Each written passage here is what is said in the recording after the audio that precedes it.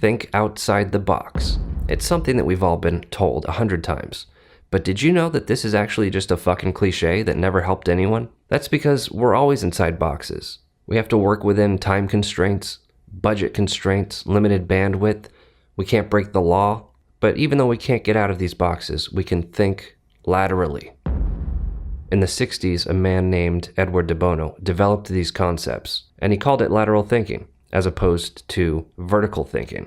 He laid out some ways that you could creatively come up with unorthodox solutions to straightforward problems. And whether you're a designer or not, you should be using lateral thinking in probably every aspect of your life. Let me give you an example of how this works. Let's say our goal is to make money. Well, if we apply vertical thinking, we can come up with a very direct, brute force solution.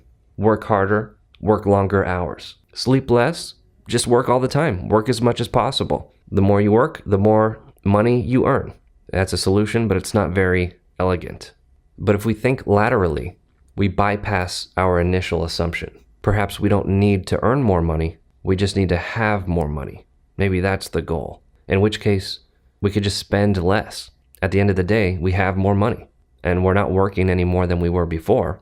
But now that we're bypassing our assumptions, let's get to the root of the question. Why did we want the money in the first place?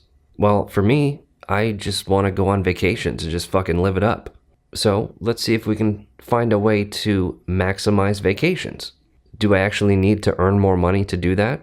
Well, right now, I live in a pretty expensive area. But, I've always wanted to go to the Philippines.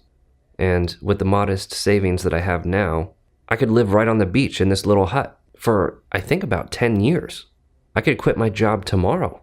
Sounds like a pretty sweet midlife crisis. Now, this is kind of a ridiculous solution to our initial question. Yeah, living in a shack on the beach is not really earning us more money. But if you want to think creatively, you have to let your mind go to these crazy places.